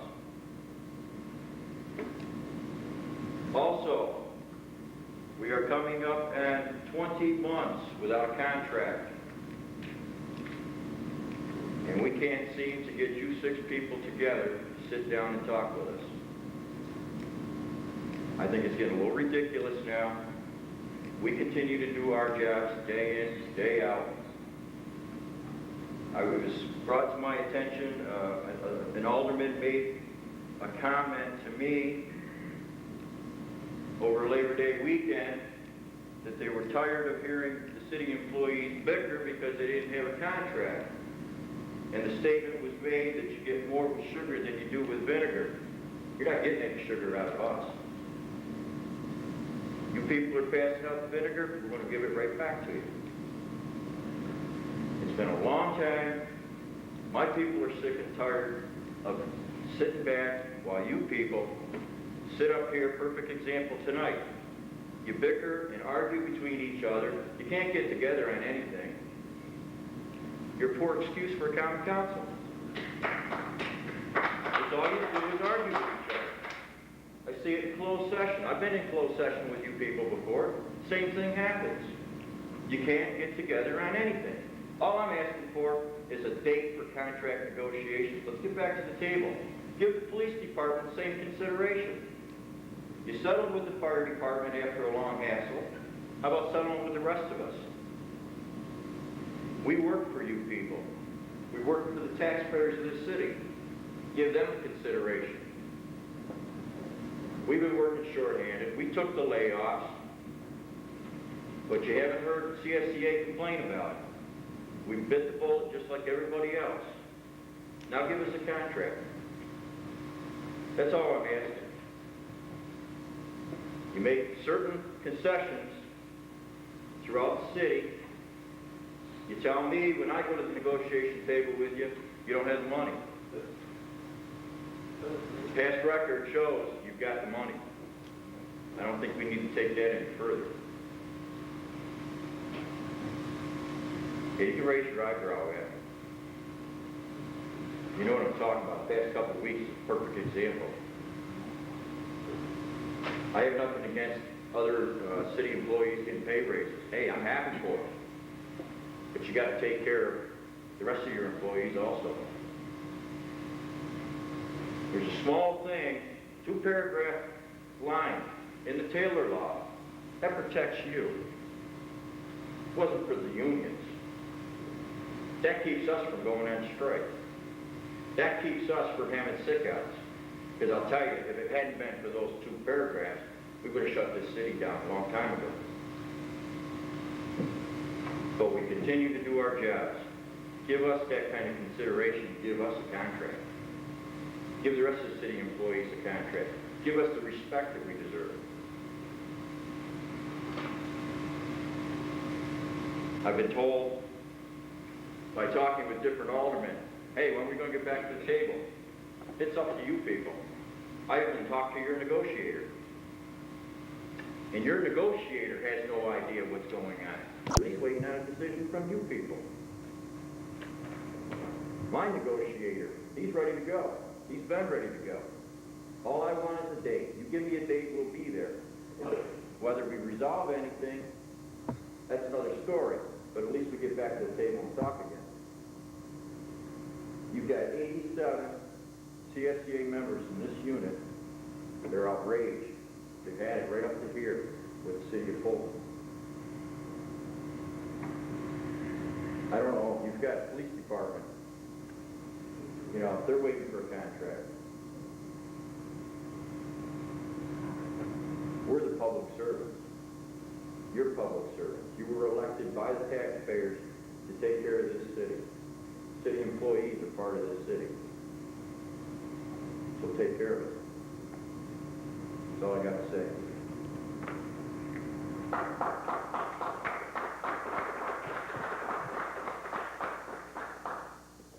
Anybody else? Okay. Have the cat ordinance. Only thing is the public, without having to come in, can get paper have no clue on what it says within that ordinance. Was wondering if someone could read the whole ordinance so the public can hear it for themselves on television and understand it. Not at this time. Or could we do this? I'll just go on record as saying that if anyone interested in reading the ordinance can pick up a copy of it down at the city clerk's office. That way those interested will be able to go down and pick a copy up.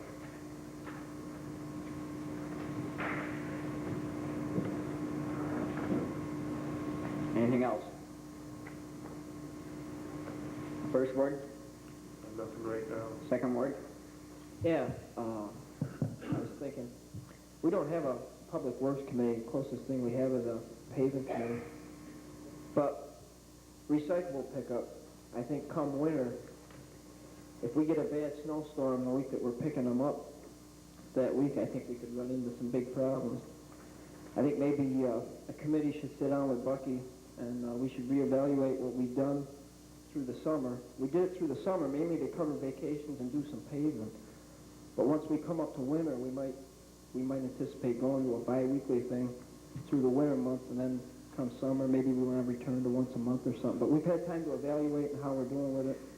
5-6 months, I think we really ought to sit down and take a look at it and see how we've done. Okay. Either the paving committee can do that, or I don't know if you want to take the time when we have Bucky up here at budget time to talk about that. I was thinking if it was something we were going to do to bi-weekly, we might, consider doing it come November. Because snow starts come November, December. So it would be something we'd want to do before budget Right, I understand.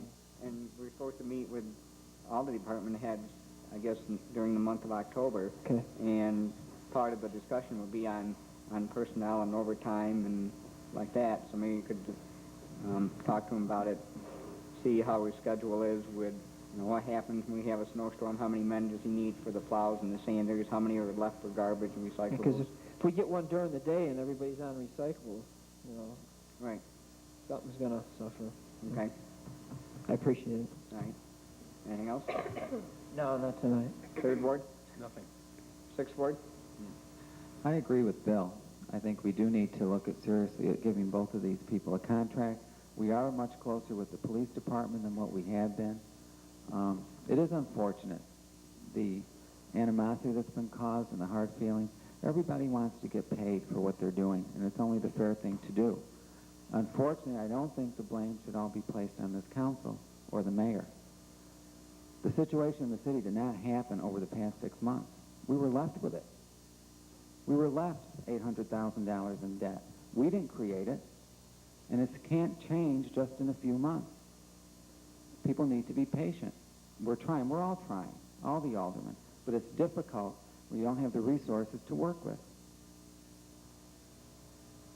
So I'm just asking that maybe you be patient, and hopefully we can come to some agreement where we can satisfy the people that work for the city. And I'm well aware that if you don't have a police department, a fire department, DPW, there is not going to be a city. So he's very right in a lot of things he says. Something I'd like to add too, maybe so these inaccuracies do not happen again with people's wages. And I'm not just talking about department heads, I'm talking about DPW workers, people that work in the recreation department. Maybe we could pass a resolution, or maybe we can just have Jeanette go and look at other personnel departments and see what their salary structures are, so that people coming in to work for the city of Fulton won't be, so we can get some starting ranges for people coming into the city of Fulton to work for us, so that these inaccuracies won't happen again. I mean, the two people that left, the chamberlain and the city clerk, when they left at about $30,000. And when Joe and Jim both started in their respective offices, they started at 16, almost $14,000 less than their predecessors. I correct you on that. $16,000 was a probationary starting salary. After 6 months of the probationary period, their salary increased to $20,000. And the following year, we were negotiating with them, mostly Joe Tetro. I shouldn't have got up and sounded like this, but he got me started. Well, no, Wait, let me finish. The following year, we were giving everybody between 5 and 6% increase in salary. Department heads, they're sitting right there, they'll tell you. And Joe Tetro at that time wanted 20% increase. And here's one of his statements. I wish he was here tonight, because that's why I came here. He said, when I left Miller Brewing Company, I was making $47,000 a year. And I forgot what alderman it was. I think it was the 5th Ward alderman at that time, Jim McNamara, said, well, this isn't Miller Brewing Company. This is the city of Fulton. And we pay you through our taxpayers' dollars. And now Joe Teacher went from $16,000 to $35,000 in 8 years. He's getting more right now than Jack Welch took 33 years to get. Thank you.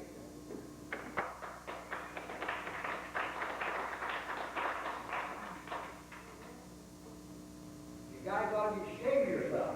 As far as you got the money, where did you get the money to pay these guys? Are you loaded in your contingency budget? Are you loaded in it? If you're not, you should be giving away $10,000. We didn't give them $10,000 for the year. 5,000 apiece. Excuse me? 5,000 apiece. That's what I read in the paper from you, Jimmy. That was your quote to start today's paper, the paper. It was at a yearly rate of $5,000 a year, but it started about the next day after the resolution. So they didn't get a full 5,000. They would get maybe, what, 1,500 or something for the year. Excuse me? Year from the date the resolution is still $5,000. Still $5,000. Right, but for this $100 a week pay rate. for this calendar or fiscal year, it's only about $1,500.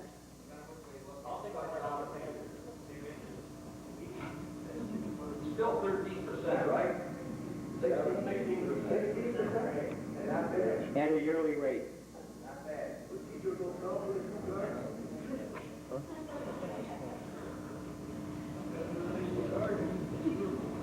Anything else, Lincoln? I think I'll get my mouth shut, Jim.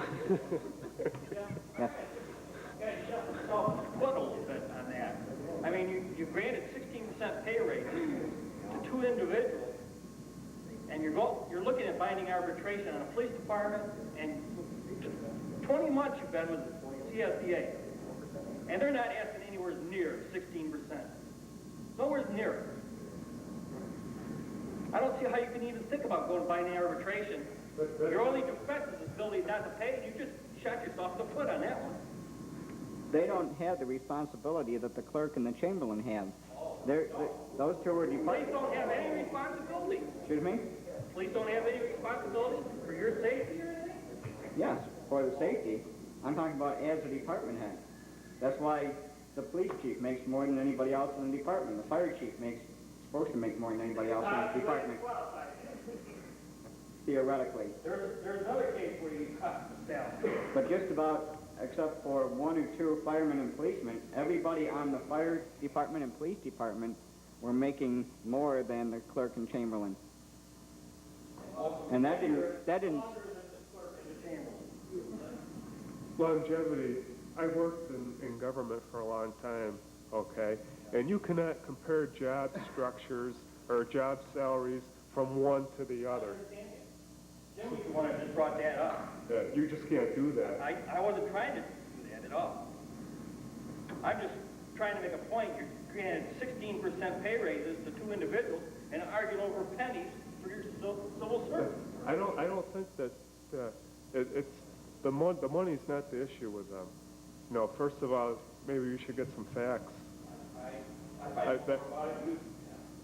But you should get some facts on what the stumbling blocks are in the problems that we're having to. You're still talking about compared to that. You're talking, what, 98 workers compared to 2? You know, one of the things, the reasons that I voted for that was that I thought that their their pay was inequitable with other department heads. So that's why I brought them up to where I thought was a more equitable rate.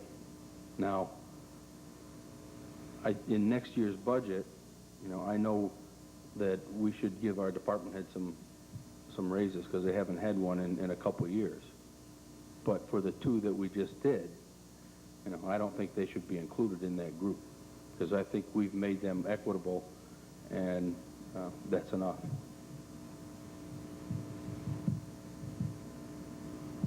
And as far as the CSEA union, when we met with the CSEA union, I'd never been involved in negotiations before with a union, but it was always my understanding that you talk back and forth, and maybe it's due to inexperience on our part, but we really didn't talk.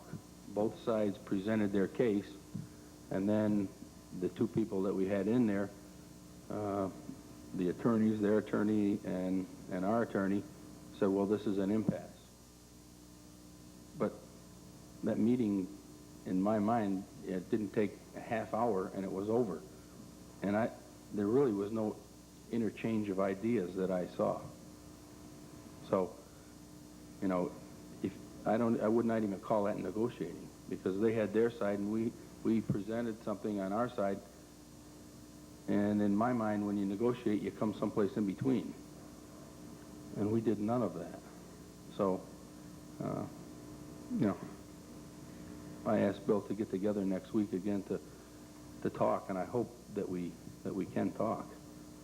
John, you know how the fire department got their contract. We sat down with you people. We talked to you people instead of the negotiators. That's how we settled our contract.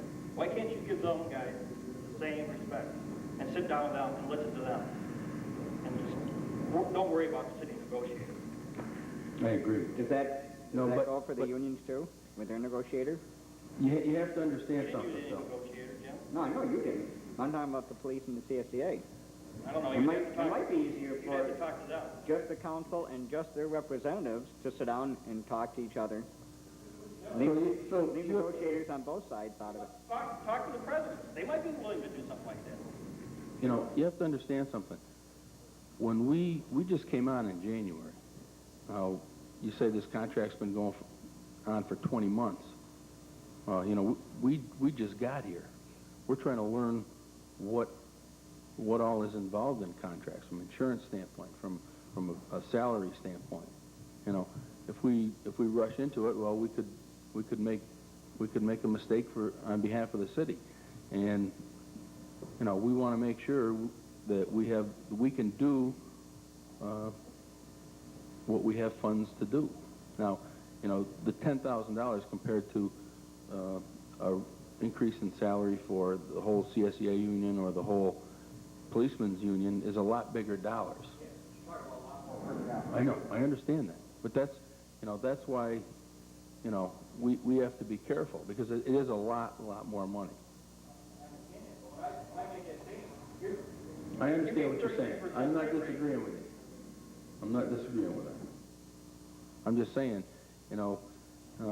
when we did meet, when we met with the policemen, to me, it was more like what a negotiating session should be.